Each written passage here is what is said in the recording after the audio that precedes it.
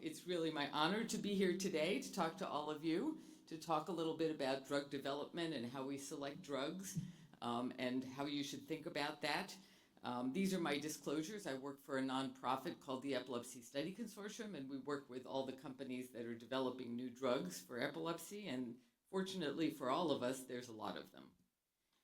So as a result of there being a lot of interest in drug development in epilepsy, we have had many drugs approved over the last 50 years or so. When I first started in the epilepsy field, there were just 5 drugs we were prescribing for people with epilepsy. It's pretty amazing to think about. And now look how many there are. So I wanted to give you a little sense of how drugs get to the market. So early trials may be done by researchers at universities and hospitals, and most drugs and devices, this is really important because I know that there's a little bit of tension with pharmaceutical companies. We all know that, and the profit motive that they have. But the fact of the matter is, and even the National Institutes of Health, and I recently heard in the United States talking about the fact that we need more companies that are interested in the development of new therapies. So, we have to learn how to partner with them. So the idea for a drug might come from a lab, as in, you have wonderful people in Ireland, actually, who have wonderful ideas about new therapies. But eventually, that compound drug idea has to go through a company in order to do everything that's necessary to ultimately get to people in the clinic. So we have to partner with them. They have to partner with us. I actually am the medical director of the Epilepsy Foundation, which is the U.S. sort of equivalent to Epilepsy Ireland. And we just started a program called the Research Ambassador Program, which basically takes people like you guys, teaches them a little more about the development of new research and new therapies, and then facilitates all of you talking to those companies directly without us as the middlemen, which I think is really important. And we don't call these focus groups, we don't call these patient groups, because what you guys are, we call you triple E's, the epilepsy experience experts. You are absolutely the experts in the epilepsy experience, and you should provide your expertise where needed. So maybe there could be tens of thousands of compounds that people think about and start testing in animal models in the clinic, or start testing, conceptually, and maybe 250 of those go to animal models. And of those 250, about 10 will enter human trials. So there's a lot of attrition of compounds by the time you get to human testing. And the first thing that happens in human testing is you get what we call phase 1. And phase 1 doesn't even usually involve people with epilepsy. It's before you get to the person who actually has the condition. You want to make sure that there's not a major problem in terms of safety of that compound. So you get volunteers, God bless them, they get paid, by the way, normal volunteers to be the first people to very carefully test that compound. Now, having said that, if it is something like a gene therapy, obviously that would be crazy to have a normal volunteer test that. So under some circumstances, you will have people with the condition being the ones who test it first. Developers need to get approval from either the FDA, or in Europe it would be the European medicines agencies, the regulatory agencies, in order to move forward. And then you get to the testing that actually gets done in people with the condition to test if the therapy is safe and effective. And that's phase 2 and phase 3. And in that phase, you need hundreds to thousands of volunteers who say, I mean, people do this for a number of different reasons. Either they say, I want to have the access to the newest thing that's out there. I'm going to go into this trial. Or some people say, I want to give back to the community. I want to be part of the process by which new therapies get to the clinic. So there can be some altruistic reasons why people go into trials as well. Now, at least 2 trials that are done in order to get a drug approved on the market have to be done with a control group, and that control group is usually a placebo or a sugar pill. So you're comparing adding on the new therapy with adding on a sugar pill, which nobody knows which group they're in, and that's the fairest way to see whether, the improvement that somebody might get is because of expectations that you're going to get better because you're going to be on something new versus actually that new therapy doing something good for you. Usually 2 trials are necessary. If that therapy already has been approved for something else and now it's being approved for, let's say, a new indication, there may only be 1 trial necessary.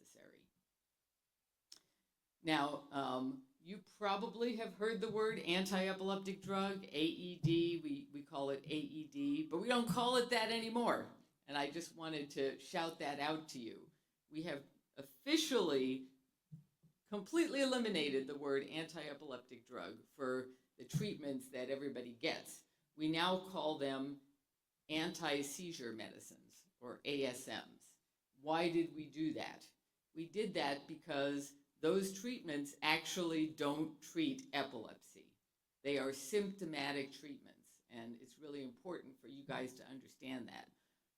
And I tried to give you an example here so you could understand it, and that is a guy with a cough because he has pneumonia, right? Well, the pneumonia is there and needs to be, or if it can be treated, it needs to be treated. Sometimes people have things that cause a cough, like asthma, that can't necessarily always be treated, and it's always going to be there, but then you want to treat the symptom. And the symptom in this little guy is his cough, and you can give him a cough medicine, and it doesn't matter what was causing his asthma. And the same thing is true of anti-seizure medicines. You treat with something that treats the seizures, doesn't get rid of the epilepsy. Now we're hoping in the future we have better medicines that modify the disease-modifying epilepsy medicines, and we're working on those. But right now, what we have across the board is anti-seizure medicines, and that is why if you miss a dose, your symptom's going to come back, right? Because it's not treating the underlying cause. So going on to how does a physician pick the next anti-seizure medicine for a person with epilepsy? Well, the first and important thing is to make a good diagnosis. So there's lots of, we actually call it the epilepsies because there are lots of different kinds of epilepsy, and not all drugs work for all kinds. So we have to know what kind we're dealing with in order to pick a drug that actually is going to work or do something or have the potential to work. And so that's a shorter list than that huge long list that I showed you before. But every drug has different characteristics. What are the side effect profiles? How often do you have to take it? How much does it cost? What is, the risk of taking it in pregnancy? All of these different things that as a very, very, a doctor that has gone to epilepsy training and neurology training learns over time about all the different characteristics of these drugs. That's on this side. And then there's the human being that's standing in front of you, and that human being also has many different characteristics. They're young or they're old. They want to get pregnant or they don't want to get pregnant. Maybe they have a mood disorder. Maybe they, are a little bit overweight and they're afraid of gaining more weight, which is something that some of the drugs can do. So those characteristics might be important to one person and not to another. So it's really a matching here between that drug and that person to find the right match. So it's not going to be the same first drug, second drug, or third drug for everybody. It's going to be an individualized process, and that's why it's important to find a physician that's going to be working with you in order to make that proper match. And once you look at that person and that drug, actually the number of appropriate therapies goes down to a very small number rather than a very large number. And I want to emphasize again that you need to understand what type of epilepsy a person has in order to pick the right drug. Because I'm going to go a little on the side here and talk to you about why I think it is so important for people with epilepsy to know what kind of epilepsy they have. Because if you don't know what kind of epilepsy you have, there are a lot of things that you might be able to do to self-manage and self-actualize that you're not going to be able to do. So types of epilepsy can be characterized by causes and seizure types and syndromes that I'm going to talk a little bit about, not too much. And if we can characterize it, it's going to tell us something about what the long-term outcome, we call the prognosis, might be, including whether you're more likely to respond to medication, less likely to respond to medication. Knowing what kind of epilepsy, you can sometimes work backwards to the cause, for example, a genetic mutation. And a lot of people didn't know that they or their child had a genetic mutation, and then now we're learning that. It can tell you whether certain treatments are available for you. Are you a candidate for surgery? Are you not a candidate for surgery? And in some cases, it tells you that there are certain treatments that would be bad for you that should be avoided. So with all that in mind, how do we classify epilepsy? And it's a little bit complicated, I will admit that. So it's kind of like how you organize, if you do, by the way, I don't, but if you were to organize clothes in your closet, you could do it a number of different ways. And I could ask people around the room, how do you organize clothes in your closet? You could do it by the pants over here, the dresses over here. Okay, I do that. And the shirts over there. You could do it by material. You could do it by, here's all my business casual clothes, here's my formal clothes, here's my beach wear. And each of those classifications would be meaningful, right? You got the clothes, and each of those classifications is meaningful. And what point am I trying to make here? I'm trying to make the point that you can have one epilepsy and it can be classified in 3 different ways. And each of those ways are meaningful.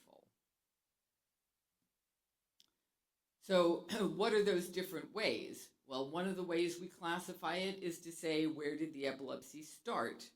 And this is the main way that we pick anti-seizure medicines. Where did the epilepsy start? Did it start, now we use the word focal. Somebody told me, one of my ambassadors, told me that the word focal is complicated for people who are not in the epilepsy or in the medicine field. Think of a focus, like a focal point. So focal epilepsy is seizures that begin in one area of the brain, a focal point, because that area is electrically unstable for whatever reason, right? And again, we're going, if you have focal epilepsy, well, why is that area unstable and likely to have seizures? Maybe there's a tumor there, maybe you had a stroke there, maybe we should be looking at that area where the seizures are coming from.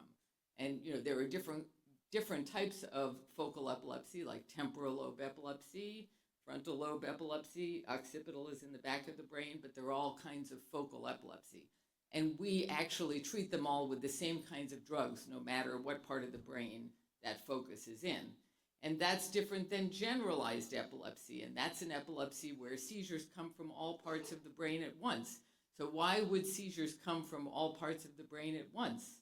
Usually it's genetic. It's because your brain has an overall hyperexcitability that is inborn in your genes, but it's not one gene usually. It's multiple genes that just happen to come together, align in a certain way that makes your brain hyperexcitable. Nothing to cut out there. And then there are people who have both. We call it combined focal and generalized. Those are usually children with severe epilepsy and developmental delay, and their brain is disordered all over the place, and so they can pop off little focal seizures all over the place, but sometimes a big generalized seizure can happen as well. We also classify by what caused the epilepsy, such as stroke and genetic mutation and brain trauma and tuberous sclerosis. And then we talk about epilepsy syndromes. Not everybody has an epilepsy syndrome. A syndrome is a cluster of characteristics that tend to travel together, such as what age did the seizures start, what type of seizures happen, what does the electroencephalogram, the brain waves, look like. And you may have heard of some syndromes that we talk about, juvenile myoclonic epilepsy, and that is a kind of generalized epilepsy. Dravet syndrome, we hear a lot about that because people are trying very hard to find treatments for it, and that is a severe combined focal and generalized epilepsy that's caused by a gene mutation. Temporal lobe epilepsy is a syndrome, but it is a kind of focal epilepsy. So you can know why you have epilepsy, you can know what your syndrome is, and you can know which of those groups you fall into, focal or generalized or combined focal and generalized. And so you should know, but most often people, when I ask them, don't know. And if you don't know, you can ask your doctor, what caused my epilepsy? Now, half of the time, epilepsy doesn't have a known cause. We know there is a cause, but we just don't know what it is. Epilepsy of no known cause. That's a cause. Epilepsy of no known cause. Where do the seizures start in the brain? Is it focal? Is it generalized? What kind of seizures are happening? And if there is a syndrome, what's the syndrome? Why would I say everybody should know that? If you know that, then you can stay up to date about new treatments that are coming that fit you, that takes that long list of possible treatments and cuts it down to a short list that's relevant to you. So for example, I just wrote the relatively long list of drugs that have been approved since 2008. And you can see that in the column under indication, I've written a lot of different things that are what those drugs were approved for. So you can see that there are drugs that are approved for syndromes like Lennox-Gastaut syndrome or Dravet syndrome. And then there are drugs that are approved by what caused the seizures, such as seizures associated with tuberous sclerosis. And then there are drugs that are just approved for where the seizures started, whether they're focal or whether they're generalized. So there's, it's just like the closet. You can approve a drug for all the different classifications in the closet. But if you don't know where you fit on this, you're not going to know whether a new drug is appropriate for you or not, and you can't stay up to date. So I've shown you lots and lots and lots of drugs getting approved. How has it changed the needle? How has it moved the needle? Well, this is the amount of people who were controlled. This was a study that was done for newly diagnosed patients between 1982 and 1997. And you can see that the first drug got about half of people controlled. The second drug got, maybe 20% more people controlled.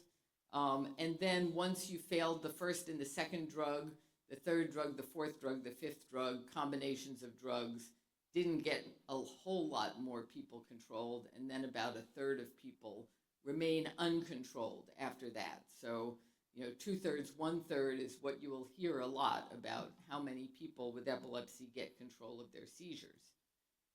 And then that was repeated until 2014 with a lot more patients and a lot more drugs available. And everybody was kind of shocked to find that we hadn't really moved the needle all that much. So that was very disappointing that all of that drug development and not really a change in the percent of people we were getting seizure-free. But now we're in 2025, and the study hasn't been done again. And there is, I think, a lot of hope on the horizon. And this is the first hopeful slide I'm going to show you. So this is a study that I did looking at all of, this is focal epilepsy. And by the way, focal epilepsy, where you have a seizure focus, accounts for about 70% of all of epilepsy. So most people have focal epilepsy.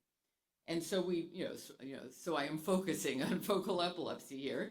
And you can see that whereas all of these trials where you add on the drug, we were getting less than 1% seizure-free or 2% seizure-free or 3% seizure-free. Then along comes the newest drug, which I know is available in Ireland, which is cenobamate or Xcopri. And these are all people who had failed many, many drugs before. And you can see that 18% of them, almost 20% became seizure-free with Xcopri. And that was so different than any of the drugs that came before. So that was really big news. And I wanted to show you that it's not just because the trials only run for 3 months, but here we're looking at long-term outcomes of 3 to 8 years done at a single site, Johns Hopkins. And you can look here is the amount of seizure freedom people got they looked at the last study visit. And this is every line is a person, right? So these poor people, they actually got worse, but they're the small number. But here you see all the people who got, this is 49 subjects. So out of those 49 subjects, look at all these people who got more than, their seizures cut by more than half. And then if you look at the end here, you can see all of these people who remained seizure-free for those 3 to 8 years. So, these are people who had struggled with seizure freedom or with treatment-resistant epilepsy. And here they get on this new drug and become seizure-free long-term. So it is a very good drug. It has the chance of seizure freedom. It's pretty well tolerated, but there is a risk, and the risk is serious rash, and they just had one person with liver failure, but there was a lot of other things going on with that person. What they found out is that they could prevent the rash by introducing the drug with a very slow ramp up over 8 weeks to get the target dose. So you have to have patience with this drug, but since they started to do this slow ramp up, thousands and thousands of people have taken the drug and there was no serious rash in those people. So it does seem to be working. And now that drug, cenobamate, has really set a new bar and, said to the developers of drugs, don't come to us if you're not going to show us a benefit the way cenobamate did. And people are really living up to that bar. So the next drug that is likely to be approved is called azetukalner. That's a real mouthful, azetukalner. And it also is showing that 10% of people achieved seizure freedom over the long term in the long-term extension. And I personally have a patient that was in the clinical trials, and we're back to why do you enroll in a clinical trial? This guy had probably failed every drug I showed you on that list, every drug, and was still having almost daily seizures for 35 years. I started seeing him when I started taking care of people with epilepsy, and we've sort of grown up together. He went on azetukalner in a clinical trial, and I don't have any wood to knock, but he has been seizure-free now for the last 3 years. So this is the first drug that's actually gotten him seizure-free. And there are others that are in development. The names are here. BHV 7000. They don't even have fancy, complicated names. They're just numbers now. But these are all also very potentially good drugs. RAP 219, for example, in a very small study in 30 patients, 24% got seizure-free for 8 weeks. And overall, they had almost an 80% reduction in their seizures, which is pretty amazing. So there are some good drugs coming down the line. Just a minute to talk about new rescue therapies. I hope you all know what a rescue therapy is, but just in case you don't, it's a treatment that's not given every day, that can be used to stop a cluster or a flurry of seizures, or treat when the risk of seizures is higher than normal. And clustering, having a few seizures in a row is a pretty common thing in people whose seizures are not controlled. And, if you know that one seizure means more, then, it makes sense to stop those additional seizures from happening. And so lots of people, I provide rescue therapies for a lot of my patients. And I know here you have mostly buccolam, which is buccal midazolam. And a lot of people use that. In the US, we don't have that. Don't ask me why. And we have other new rescue therapies. But the most important thing is what's coming down the pike and currently in clinical trials, which is basically an inhaler. You can think of it as like an asthma inhaler for epilepsy. So the thing about the other rescue therapies is that they take 5 to 10 minutes to work. So you're never going to treat the seizure that you're having. You're going to treat to prevent the next seizure from happening. But with this one, you basically, if you have an aura, you can take a puff of this thing and you might be able to cut that seizure off in the bud. And that would be such an amazing control for people to have in their back pocket. So this is hopefully going to finish clinical trials in the next few months, and we hope that eventually this will be available relatively quickly to people with epilepsy. One last thing I'm going to talk about for the future is seizure forecasting, which I think is an exciting opportunity and may go along with those rescue therapies that I told you. For those of you who have a personal history of epilepsy, you probably realize that there are times that are quiet, and there are times where seizures just seem to act up, and then there are times that are quiet again. And we all knew this was happening for decades and decades, but recently people have been studying it very, very carefully. And what it turns out is that everybody has an intrinsic pattern. And if you're not paying attention to it carefully, you don't realize, oh yeah, like my pattern is like I have seizures every 3 weeks. I have seizures every month. I have seizures every 2 weeks. And it's pretty consistent over time is what people are finding. And what they're finding is if people even keep a diary, there are ways to use that diary information to start to predict to people, this is a good time, you're less likely to have a seizure. This is a bad time. Maybe you should take a rescue therapy now because you have a high likelihood of a seizure. So these are just, the technical term is multi-DN cycles or multi-day cycles. And as you can see, 60% of people with epilepsy have these cycles. 30 to 50% are weekly, 20 to 30% are monthly, and people even have very long-term seasonal cycles. And we're just learning more and more and more about it.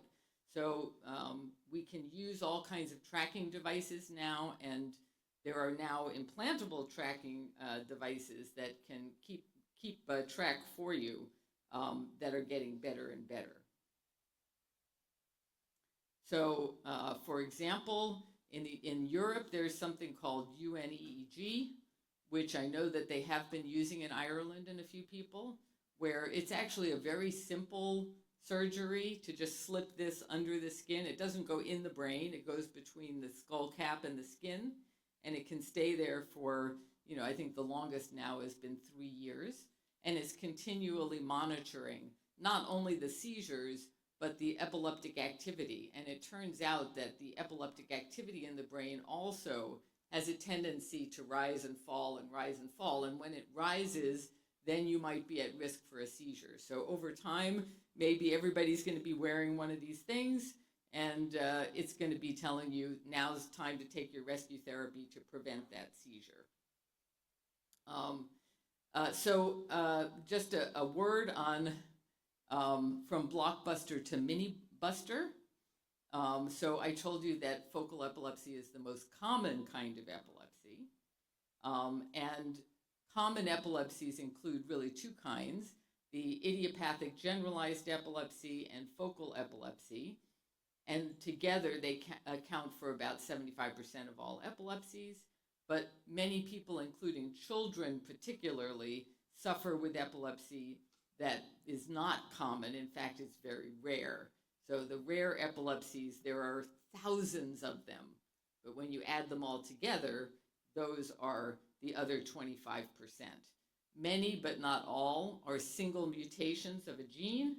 And that means that we have the opportunity to have gene-modifying therapies.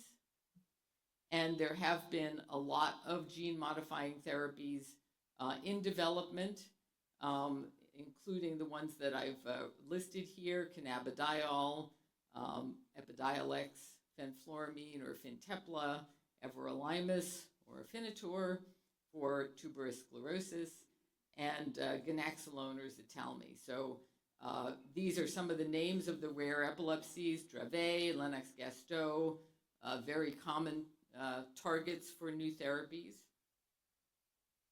And we now have many other drugs in development for the rare or orphan epilepsies, and some of them are those disease-modifying therapies, not treating the symptom, but treating the underlying disease, and I'm going to get back to that in a minute.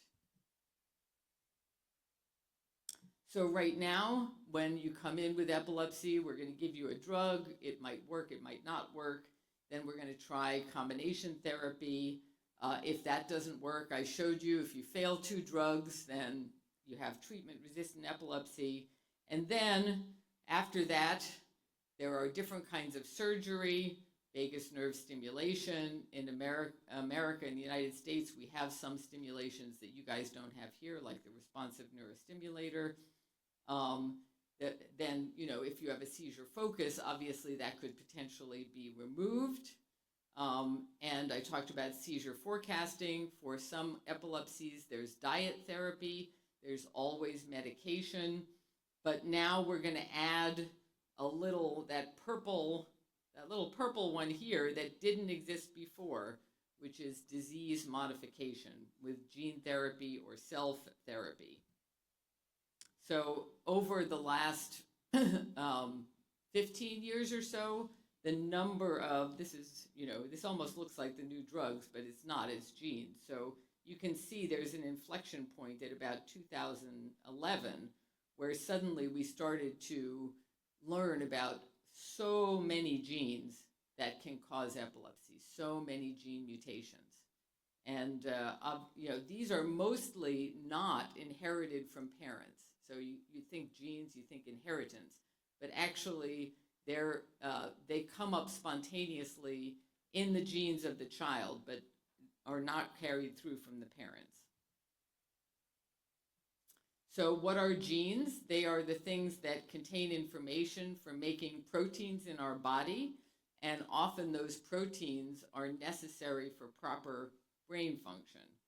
And if you're born with a mutation in the gene, you can either make abnormal proteins that just scramble the brain, or no protein at all, in which case it may be even worse.